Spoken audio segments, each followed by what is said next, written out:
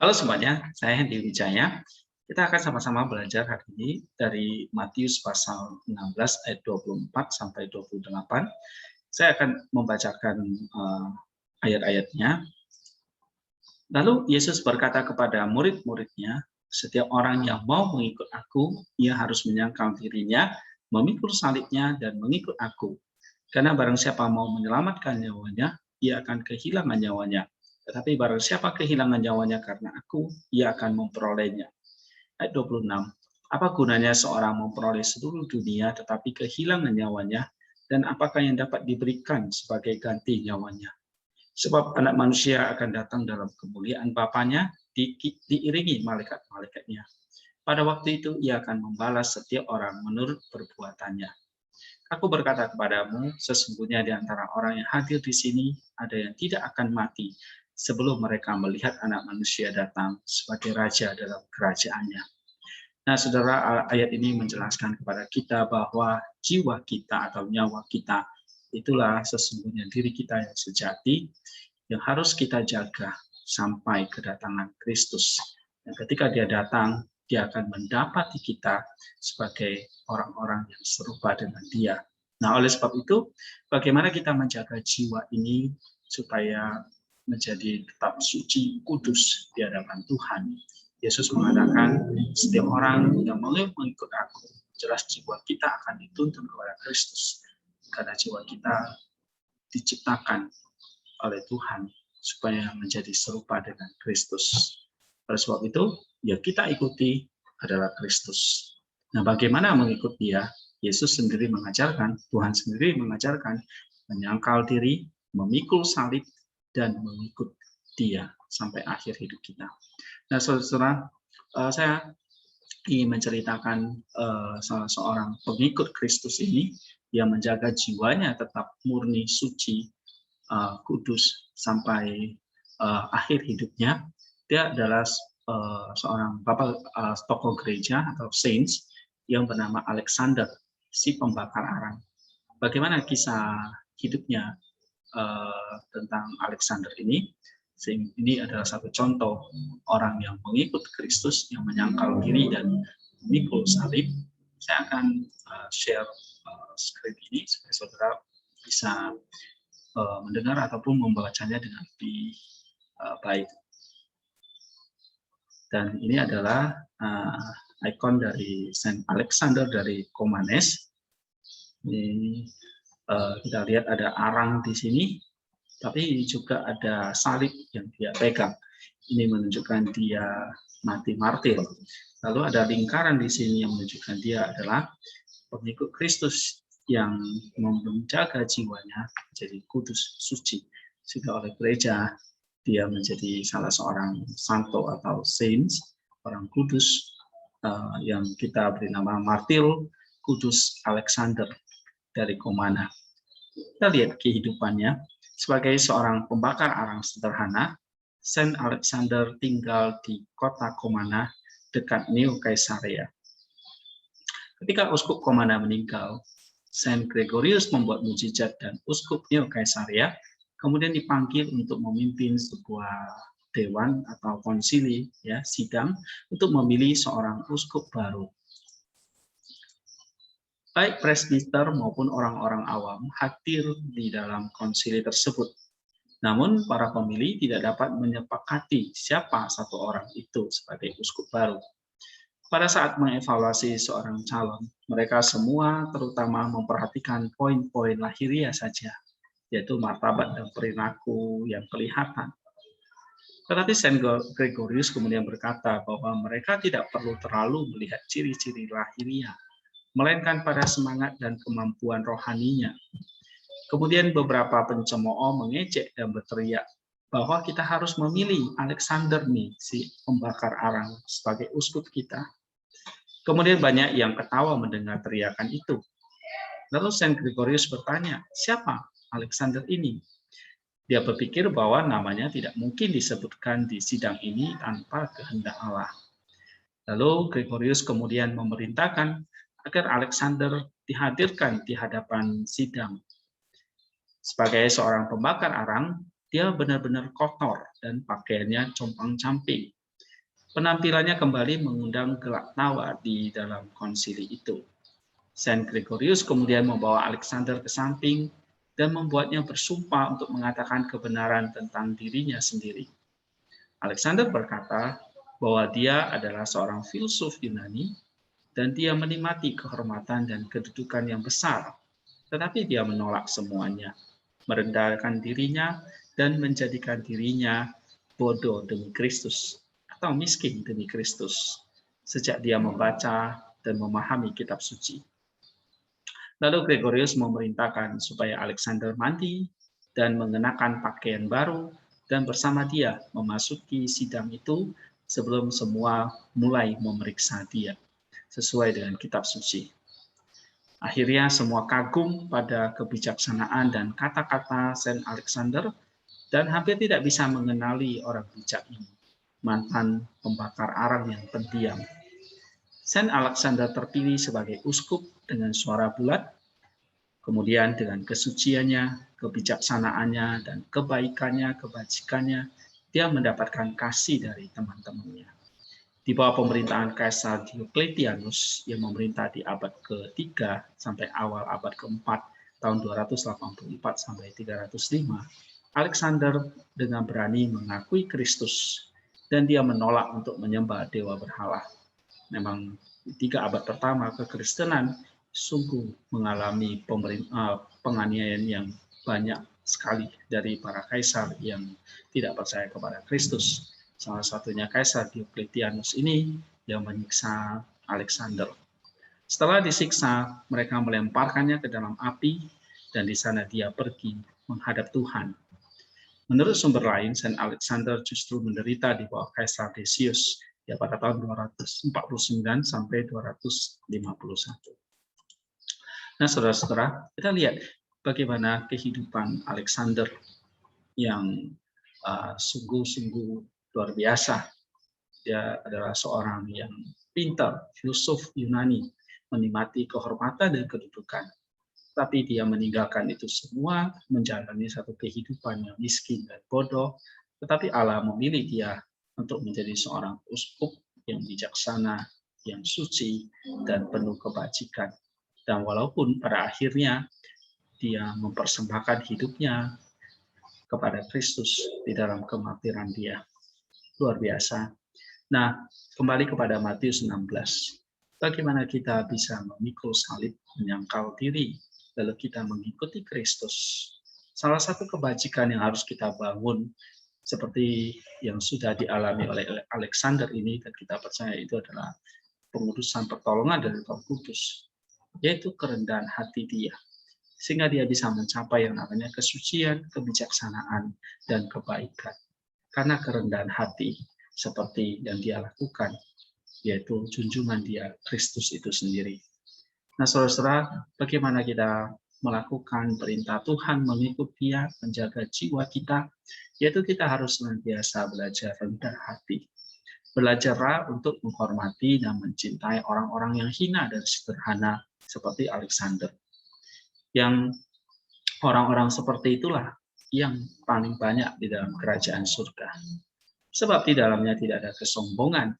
Kesombongan ini adalah kesalahan dasar yang diderita oleh jiwa setiap orang. Baik mereka yang kaya, berkuasa di dunia ini, ataupun sebetulnya mereka yang juga tidak membutuhkan Allah. Mereka adalah orang-orang yang sombong. Mereka melakukan tugas mereka di dunia dengan sempurna, tetapi mereka meminta menuntut pujian dari orang lain.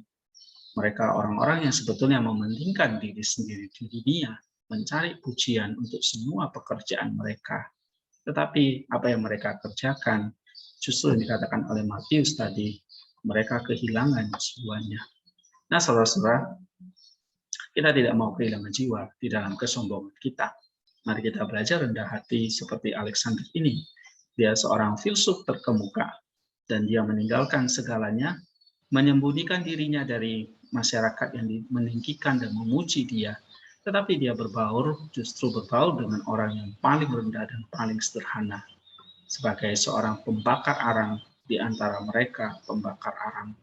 Ini adalah satu kerendahan hati yang mungkin nampak bodoh bagi dunia, tetapi dia lakukan demi jiwanya kepada Kristus. Sebagai ganti dari pujian dan penghargaan sebelumnya, dia bertahan dengan sukacita bahwa anak-anak mengejarnya dan menertawakannya karena ada kotoran yang menempel pada tubuhnya dan kekusutannya dari suatu yang tinggi kedudukannya menjadi rendah bahkan diejek. Namun Saint Alexander ini kan bukan satu-satunya orang yang suka hidup dengan kerendahan hati dan sederhana. Kita lihat dalam sejarah gereja banyak raja dan pangeran yang mengetahui manisnya iman Kristus. Mereka melepaskan manisnya dunia ini, melepaskan mahkota dari kepala mereka dan melarikan diri dari kesombongan aristokrat untuk berada di antara orang-orang yang sederhana dan miskin. Bukankah dia sendiri, Raja di atas segala raja, Tuhan Yesus Kristus kita juga tampil di antara para gembala dan nelayan-nelayan yang kecil, seperti Petrus, Yakobus. Nah, saudara-saudara, Saint Zeno menasihati kita, jangan memilih tempat yang mulia untuk hidup, dan jangan bergaul dengan orang yang memiliki nama besar. Oleh sebab itu, saudara-saudara, ketika kita punya kerendahan hati, seperti kita belajar dari Saint Alexander ini, maka kita bisa memasuki dalam satu diri kita, yaitu penyangkalan diri. Karena yang kita cari bukan lagi kesenangan diri kita, tetapi justru penyangkalan diri. Kita mencari kepentingan Allah, kesenangan Allah, bukan kesenangan diri sendiri. Dan itu hanya bisa dilakukan jika kita punya kerendahan hati. Dan kita memiliki kerendahan hati, maka segala kebajikan yang lain, yaitu kesucian, kebijaksanaan, dan kebajikan akan menyertai.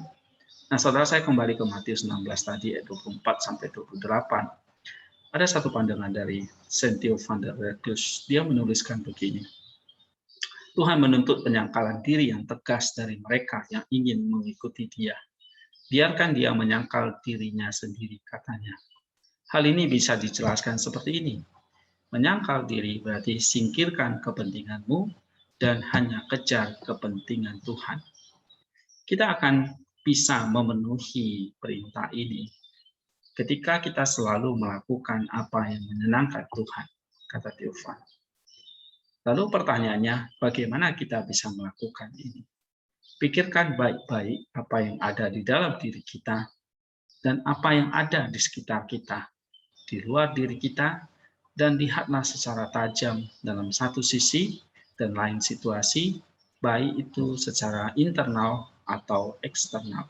Bagaimana bertindak atau berbuat dengan cara yang menyenangkan Tuhan.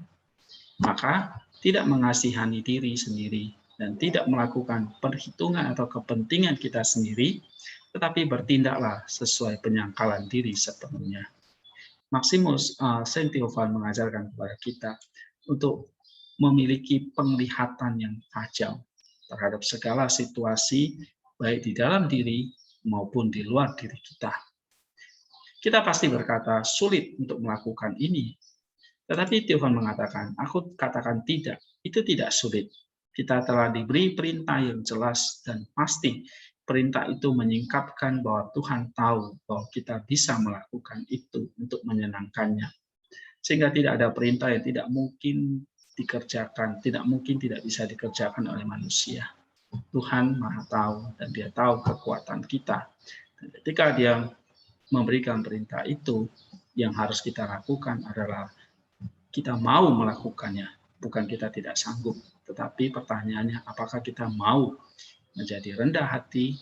Apakah kita mau memiliki penglihatan yang tajam?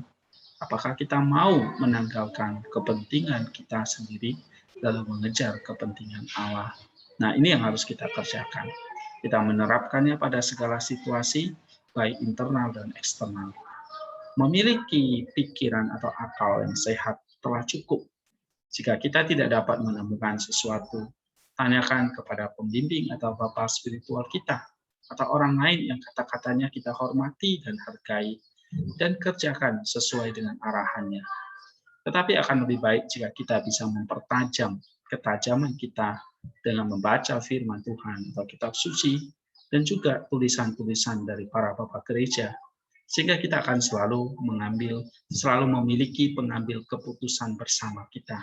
Sehingga keputusan kita tidak sendiri, kita berkonsultasi dengan mereka, sehingga keputusan yang kita jalani, yang kita ambil adalah keputusan yang menyenangkan Tuhan, dan itu keputusan yang mengejar kepentingan Tuhan, dan itu adalah satu wujud penyangkalan diri yang kita kerjakan. Inilah diajarkan oleh Saint Theophan dan juga kesaksian dari Alexander. Nah, saudara-saudara, ketika kita bisa mencapai kerendahan hati, kebajikan, dan juga kita melakukan namanya penyangkalan diri, maka Tuhan memberikan kita satu karunia untuk bisa melihat Tuhan. Karena kita mencapai kesucian hati, seperti yang dialami oleh Nabi Yesaya. Ataupun dalam ucapan bahagia, Tuhan berkata, berbahagialah orang yang suci hatinya, karena dia akan melihat Tuhan. Dan siapa ya orang yang pernah melihat Allah itu sendiri? Bukankah nabi-nabi perjanjian lama? Atau Kristus itu sendiri? Nah, kita akan coba membahas ini. Di Yesaya 6 ayat 1 dikatakan, aku melihat Tuhan duduk di atas tahta yang tinggi dan menjulang. Ayat ini jelas bahwa Yesaya melihat Allah. Ini adalah penglihatan dari segala penglihatan, dan ini menjadi kerinduan kita. Inilah tujuan kita melakukan penyangkalan diri, memiliki ketajaman, mengikut Kristus, memikul salib. Tujuannya pada akhirnya kita akan menatap Allah muka dengan muka. Ini adalah penglihatan yang sudah diberikan oleh Yesaya. Inilah kemuliaan, keagungan, dan keagungan di atas segala keagungan. Allah menunjukkan belas kasihan yang besar kepada seluruh umat manusia, karena dia memberikan kesempatan kepada mereka untuk melihat dunia berbintang yang besar ini, pekerjaan tangannya. Tapi dia juga menunjukkan belas kasihan yang lebih besar kepada mereka untuk melihat dunia malaikat yang kekal dan menakjubkan, yang kita tidak bisa lihat dengan mata telanjang. Tapi dia juga menunjukkan belas kasihan terbesar kepada sejumlah orang pilihannya, yaitu melihat Allah yang berinkarnasi atau yang menjadi daging, menjadi manusia. Tapi bagaimana manusia fana seperti kita bisa melihat Allah yang kekal? Bukankah Allah sendiri berkata kepada Musa, engkau tidak tahan memandang wajahku, sebab tidak ada orang yang memandang aku dapat hidup. Dalam Keluaran 33:20. Dan bukankah Injil juga mengatakan tidak seorang pun yang pernah melihat Allah? Dalam Yohanes 1:18. Sungguh tidak ada manusia yang dapat melihat wajah Allah, yaitu esensi atau hakikatnya. Tetapi dengan kerendahan hati dan kebaikan, serta kekuatannya yang tak terbatas, Allah dapat mengungkapkan kepada manusia sampai batas tertentu dan dalam beberapa bentuk, betapa mudahnya ia dapat dijangkau oleh manusia. Dalam bentuk dan penampakan tertentu, dia menampakkan diri kepada Musa, Elia, Daniel, dan Yohanes, bukan dalam esensinya, tetapi energinya dalam berbagai bentuk penampakan tersebut. Kita memang tidak bisa melihat wajah Allah secara esensi, tapi kita bisa melihat Allah seperti Musa, Elia, Daniel, Yohanes melihat, dan para rasul melihat Allah secara energi. Yesaya melihat dia di atas tahta tinggi dan menjulang, yaitu sebagai hakim yang ditinggikan di atas semua hakim dan semua pengadilan dunia. Serafim bersayap 6 berdiri di sekelilingnya dan berseru satu sama lain, Kudus, Kudus, Kuduslah Allah Tuhan semesta alam. Seluruh bumi penuh kemuliaannya. Yesaya pasal 6 ayat ketiga. Oleh karena itu Tuhan tidak sendirian, melainkan dia adalah raja di kerajaan yang tak terlihat, yang dikelilingi oleh makhluk-makhluk yang paling mulia, yang diciptakan oleh kuasa energinya. Di sekelilingnya adalah tatanan tertinggi dari hierarki surgawi. Para komandan utama dari bala tentara abadinya yang tak terhitung banyaknya. Kaki tiang utama dari cahayanya. Dan pancaran sinar yang tak tertahankan. Ini adalah penglihatan yang menakjubkan dari Nabi Yesaya, anak Amos Nabi Allah. Oh kudus, kudus, kudus Tuhan, tiga yang kudus. Kasihanilah kami dan selamatkan kami, orang yang tidak murni dan berdosa ini. Nah, saudara-saudara, Tuhan memberikan kita satu karunia, satu tujuan yang jelas kepada kita, supaya kita bisa melihat Allah pada akhirnya. Seperti yang kita katakan oleh Nabi Yesaya, kudus, kudus, kuduslah Tuhan. Tetapi bagaimana kita bisa melihat Allah secara energi? Oleh sebab itu, kodrat kita yang harus merasakan, mengalami energi itu. Sehingga ibarat kita seperti kayak berjemur di bawah sinar matahari, sehingga kita nampak terang. Oleh karena sinar itu, kita nampak bercahaya. Dan itulah yang dikatakan oleh Matius, ya dikatakan dalam Matius 13 ayat 43, dikatakan kamu akan menjadi orang benar yang bercahaya seperti matahari, karena kita mengalami energi dari Allah itu. Melalui apa? Melalui tadi penyangkalan diri, mengikut Kristus, memikul salib dengan segala kerendahan hati dan ketajaman kita. Nah, saudara-saudara, jikalau kita tidak melakukan itu semua, Allah tentu akan melakukan segala upaya untuk kita. Tetapi kembali kepada pilihan kita, apakah kita mau menaati atau tidak. Allah bisa murka, Allah bisa menasihati kita, Allah menuntut kita, tetapi Allah juga bisa murka. Nah, saya tertarik dengan kutipan dari Saint Maximus ya, di dalam tulisan dia tentang teologi dan kehidupan. Dia berkata, akal yang sombong itu dengan adil dibuat menjadi tujuan murka, yaitu ditinggalkan oleh Allah. Seperti yang telah digambarkan, roh-roh jahat diizinkan untuk memulahinya semasa perenungan. Yang terjadi agar akal kita itu boleh menjadi menyadari kelemahan kodratnya, serta mengakui rahmat dan kuasa ilahi yang melindunginya, dan yang menggenapi setiap berkat, dan agar juga boleh belajar rendah hati, sepenuhnya membuang keangkuhan yang tidak alamiah. Jika memang ini terjadi, maka rupa murka lainnya itu, yaitu penarikan rahmat yang telah diberikan sebelumnya, tidak akan menimpanya, karena telah direndahkan, dan sekarang sadar Dia yang menyediakan segala berkat. Murka Allah itu rasa sakit yang kita alami ketika kita dilatih olehnya. Melalui pengalaman menyakitkan, segala derita yang tidak dicari ini, seringkali Allah menurunkan dan merendahkan pikiran kita yang sombong mengenai pengetahuan dan kebajikannya. Sebab derita demikian membuatnya menyadari diri sendiri dan kelemahannya. Ketika akal melihat kelemahannya, maka ditolaknya segala laga yang sia-sia dari hati. Ya, murka Allah menimpa kepada orang yang sombong, yang tidak rendah hati, kata Saint Maximus. Tetapi sekali lagi, murka Allah itu juga adalah kasih Allah yang dialami oleh orang berdosa. Satu sisi kita dihajar oleh Allah, tetapi itu adalah hajaran kasih yang dialami oleh orang yang sombong. Murka Allah adalah hajaran yang mendatangkan kesembuhan. Ini adalah kasih, sebab barang siapa yang dikasihinya juga dihajar dan disembuhkannya. Karena itu manusia harus bersukacita dan bersyukur ketika menerima hajaran murka Allah. Tetapi orang yang sudah ditolaknya tidak dihajar lagi dalam hidup ini, melainkan harus menerima siksaan yang kekal dalam diri mereka di zaman akan datang. Tetapi jika orang ini berteriak memohon ditolong sekalipun sudah ditolaknya, selama dia masih hidup, dia masih bisa berpaling kepada Allah dan dikasihaninya. Saudara-saudara, kita menyadari bahwa murka Allah itu sesuatu yang menakutkan. Tapi kita harus menyadari bahwa murka Allah adalah hajaran yang menyembuhkan kita. Murka Allah dialami oleh mereka yang menyadari kesalahannya. Nah, saudara-saudara, Allah, kalau kita hidup benar, kita akan mengalami Allah yang penuh dengan kasih.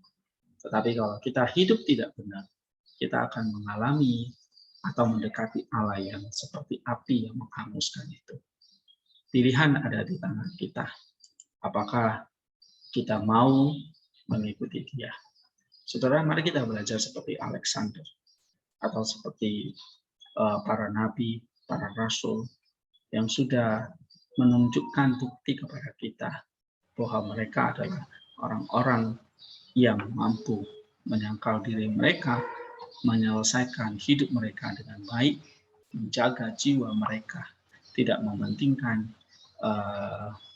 hanya kepentingan jiwa mereka, tetapi juga mengejar kepentingan Tuhan. Saudara-saudara, saya akhiri renungan ini, kiranya apa yang saudara pelajari ini menguatkan kita, membuat kita mampu menjalani di jalan Tuhan, menyangkal diri kita, dan menjadi serupa dengan Kristus. Terima kasih semua untuk segala waktu yang diberikan. Semoga Tuhan memberkati kita.